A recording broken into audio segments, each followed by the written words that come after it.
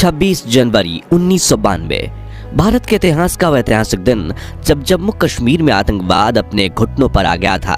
जब आतंकवादियों से जान की धमकी मिलने के बावजूद आज के पीएम मोदी ने श्रीनगर के लाल चौक में तिरंगा फहराया था और जब पाकिस्तान को भारत ने अपनी ताकत की झलक दिखाई थी, उस वक्त नरेंद्र मोदी ने अपने भाषण में ये कहा था, 26 जनवरी को परसों अब चंद घंटे बाकी हैं, लाल चौक में फैसला हो जाएगा किसने अपनी मां का दूध पिया। तो आखिर कैसे ओपोजिशन पार्टी के आम कार्यकर्ता होने के बावजूद उस वक्त नरेंद्र मोदी ने जम्मू कश्मीर में आतंकवाद को मुंहतोड़ जवाब दिया था। उसी साल टेंट में विराजित रामलला के सामने उन्होंने कौन सी प्रतिज्ञा ली थी और जब वो आध्यात्म की तलाश में हिमालय गए थे तब उनके गुरुजी ने उन्हें कौन सा मंत्र दिया था, जानेंगे इस वीडियो में। लेकिन उससे पहले नए दर्शक जल्दी से चैनल को सब्सक्राइब कर दीजिए। दरअसल साल 1992 में जम्मू कश्मीर में आतंकवाद अपने चरम पर था। तभी बीजेपी के वरिष्ठ नेता मुरली मनोहर जोशी ने ऐलान किया कि वो श्रीनगर के लाल चौक पर भारत का तिरंगा फहराएंगे, जिसके लिए कन्याकुमारी से कश्मीर तक एकता यात्रा निकाली गई थी। लेकिन साथियों, आतंकवादियों ने इस रैली में शामिल होने वाले नेताओं को जान की धमकी दी थी। तभी नरेंद्र मोदी ने कश्मीर पहुंचने के ठीक 2 दिन पहले 24 जनवरी के दिन ऐसा भाषण दिया था जो सुनकर आतंकवादियों के पसीने छूट गए थे। उन्होंने कहा था कि हमारी यात्रा ने आतंकवादियों को परेशान कर रखा है। लाल चौक में पोस्टर्स लगाए हैं, दीवारों पर लिखा है, जिन्होंने अपनी मां का दूध पिया है वो श्रीनगर के लाल चौक आए, आकर भारत का तिरंगा झंडा फहराएं। अगर वो जिंदा वापस जाएगा तो आतंकवादी उसे इनाम देंगे। तो आतंकवादियों कान खोलकर सुन लो, 26 जनवरी यानी परसों मैं अभी चंद घंटे बाकी है। अब लाल चौक में ही फैसला होगा कि किसने अपनी मां का दूध पिया है और किसने नहीं। 26 जनवरी के दिन नरेंद्र मोदी मुरली मनोहर जोशी के साथ लाल चौक पर पहुंचे और तिरंगे को पूरी शान से फहराया। 17 मिनट तक चले इस प्रोग्राम में कार्यकर्ताओं को सीना ताने खड़ा देख आतंकवादियों में दहशत फैल गई थी और उन्होंने एक रॉकेट भी दागा था जो लाल चौक से थोड़ी दूरी पर जाकर गिरा था। 5 से 10 फीट की दूरी पर गोलियां भी चलाई गईं, लेकिन देशभक्तों के हौसले के आगे सब कुछ फेल हो गया। ऐसे ही और कई किस्से भी हैं जिसमें पीएम मोदी ने देश के दुश्मनों को खुलेआम चुनौती दे डाली थी। लेकिन साथियों, क्वेश्चन ये है कि नरेंद्र मोदी के दिल में देश के लिए इतना प्यार और सम्मान जागा कैसे? क्यों वो देश के लिए मर मिटने के लिए तैयार हो गए थे? आइए जानते हैं पीएम मोदी के जीवन से जुड़ी कुछ अनसुनी कहानियों के जरिए।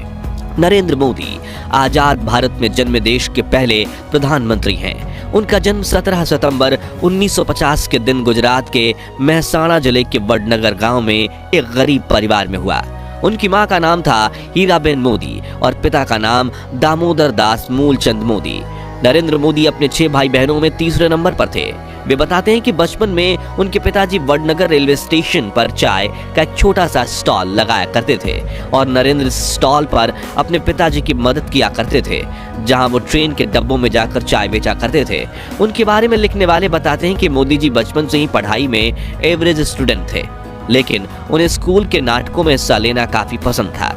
भले ही उनकी जेब खाली हो, लेकिन उनका दिल और दिमाग हिम्मत और साहस से भरपूर रहता था। मोदी जी बताते हैं कि उनके स्कूल के पास एक झील हुआ करती थी जिसमें वो अक्सर खेलने जाया करते थे। एक बार उन्हें वहां मगरमच्छ का बच्चा मिला जिसको बहुत बहादुरी से उठाकर वो घर ले आए, लेकिन मां हीराबेन के समझाने पर उन्होंने उसको वापस झील में छोड़ दिया। खेलकूद के अलावा वो इतिहास पढ़ने का बहुत शौक रखते थे, इसलिए वो लाइब्रेरी जाकर कई साल पुराने अखबार और देश के इतिहास से जुड़ी किताबें पढ़ते थे। इसके अलावा वो स्वामी विवेकानंद जी से काफी प्रेरित थे, इसलिए वो उनकी सभी किताबें पढ़ा करते थे। महज 8 साल की उम्र में अपने हिंदी टीचर चंद्रकांत दवे से प्रभावित होकर मोदी आरएसएस में जाने लगे।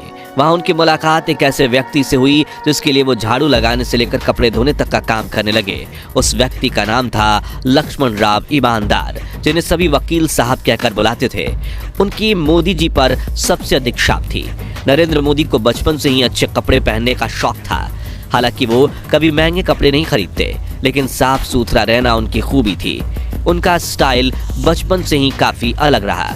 वो कभी बाल बढ़ाते थे तो कभी बड़ी मूंछ रखते थे, कभी सरदार के गेटअप में आ जाते थे। कोई भी चीज़ आपको ऐसे नजर नहीं आएगी जिसमें सादगी ना हो। अच्छे तरीके से रहना, गंदे रहना, जूतों का पॉलिश नहीं किया है, कुर्ता ऐसा है, उसका मेरे आदत नहीं, मेरे बचपन से आदत नहीं है। लेकिन मुझे नहीं लगता है कि मैंने कभी कोई महंगी चीज़ परचेज की है, कभी नहीं। मेरे शरीर पे कोई महंगी चीज़ नहीं होती है, लेकिन मैं साफ सुथरा, धोया हुआ, प्रेस किया हुआ पहनना। 12 वर्षीय नरेंद्र मोदी के दिल में देशभक्ति तब जाग उठी जब 1962 में भारत और चीन के बीच भयंकर युद्ध छिड़ गया था, जिसमें भारत की हार ने 12 साल के नरेंद्र मोदी को झकझोर कर रख दिया और उन्होंने देश की सेवा करने के लिए सेना में भर्ती होने की ठान ली। मगर पैसों की कमी होने की वजह से वो आर्मी स्कूल तो नहीं जा पाए, लेकिन उन्होंने एनसीसी ज्वाइन कर ली।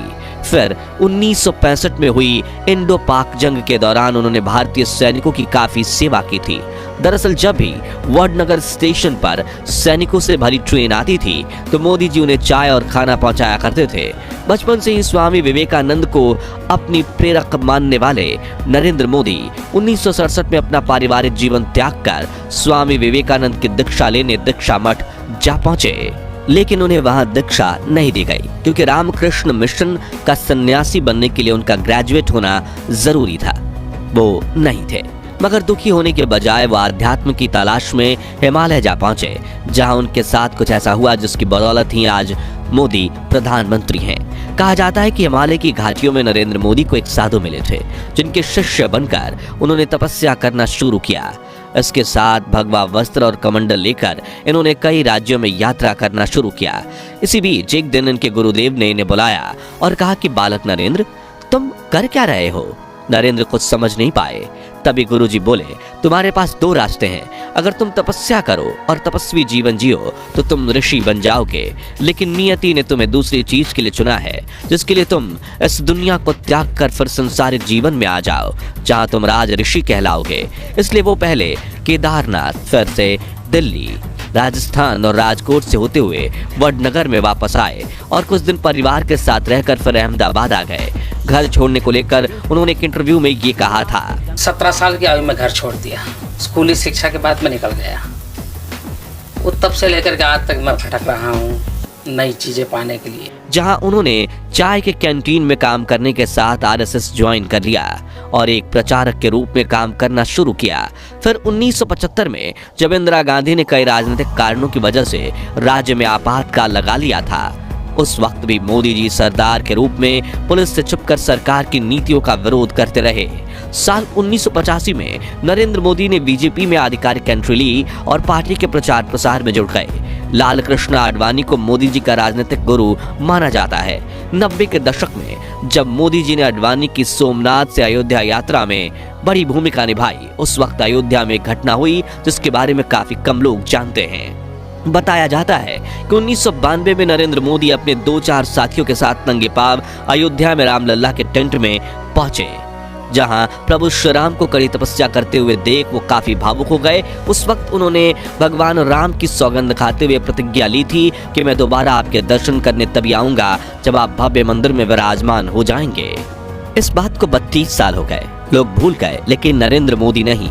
उनके नेतृत्व में रामलला को न्याय मिला और 22 जनवरी 2024 के ऐतिहासिक दिन पर उन्होंने ही नवनिर्मित राम जन्मभूमि मंदिर का उद्घाटन किया और उनकी प्रतिज्ञा पूरी हुई। इसके बाद उन्होंने अपने भाषण में रामलला के लिए कुछ ऐसे बोल बोले जो सुनकर आपके रोंगटे खड़े हो जाएंगे। राम भारत की आस्था है, राम भारत का आधार है, राम भारत का विचार है, राम भारत का विधान है, राम भारत की चेतना है, राम भारत का चिंतन है, राम भारत की प्रतिष्ठा है, राम भारत का प्रताप है, राम प्रवाह है, राम प्रभाव है, राम नेति भी है, राम नीति भी है, राम नित्यता भी है, राम निरंतरता भी है, राम विभु है, विशद है, राम व्यापक है, विश्व है, विश्वात्मा है। पीएम मोदी गुजराती में कविता लिखते हैं। उन्हें फोटोग्राफी का भी काफी शौक है। बहुत कम लोग ये जानते हैं कि पीएम मोदी अमेरिका से पब्लिक रिलेशन और इमेज मैनेजमेंट का 3 महीने का कोर्स कर चुके हैं। उनके 5 भाई हैं और एक बहन है। नरेंद्र मोदी की पत्नी का नाम जशोदाबेन मोदी है। परिवार के कहने पर उन्होंने सिर्फ 17 साल की उम्र में जशोदाबेन से शादी की थी। कुछ लोगों का कहना है कि शादी होने के 3 साल बाद तक मोदी जी अपनी पत्नी के साथ रहे, लेकिन मोदी जी के बारे में लिखने वाले इस बात से इनकार करते हैं और कहते हैं कि वो दोनों कभी साथ रहे ही नहीं। मोदी जी का मानना है कि एक शादीशुदा के मुकाबले अविवाहित व्यक्ति भ्रष्टाचार के खिलाफ ज्यादा जोरदार तरीके से लड़ सकता है, क्योंकि उसे अपनी पत्नी, परिवार और बाल बच्चे की कोई चिंता नहीं रहती। खैर, 1992 में एकता यात्रा करने के बाद पीएम मोदी गुजरात आ गए, जहां 1995 में बीजेपी ने पूर्ण बहुमत की सरकार बनाई। केशुभाई पटेल को मुख्यमंत्री बनाया गया और नरेंद्र मोदी को पार्टी का कामकाज देखने के लिए मुंबई बुला लिया गया। 1998 में गुजरात में फिर चुनाव हुए और बीजेपी की सत्ता में वापसी हुई, लेकिन केशुभाई अब काफी बीमार रहने लगे थे। इस बीच 26 जनवरी 2001 को आए भूकंप ने गुजरात को हिलाकर रख दिया था। लोग सरकार से निराश हो चुके थे। तभी केंद्र में एनडीए की सरकार थी और प्रधानमंत्री थे अटल बिहारी वाजपेयी, जिन्होंने मोदी जी से कहा, तुम्हें दिल्ली छोड़कर गुजरात जाना चाहिए। पहले तो मोदी जी ये बात समझ नहीं पाए, लेकिन फिर उन्हें पता चला कि वाजपेयी उन्हें गुजरात का मुख्यमंत्री बनाना चाहते हैं और गुजरात आने के बाद 7 अक्टूबर 2001 के दिन नरेंद्र मोदी को गुजरात के मुख्यमंत्री के रूप में नियुक्त कर लिया गया, जहां उन्होंने 4 बार लगातार जीत हासिल करके करीब 13 साल तक गुजरात के मुख्यमंत्री का पद संभाला। और फिर साल 2014 में बीजेपी ने केंद्र में भारी बहुमत के साथ जीत हासिल की और 26 मई 2014 के दिन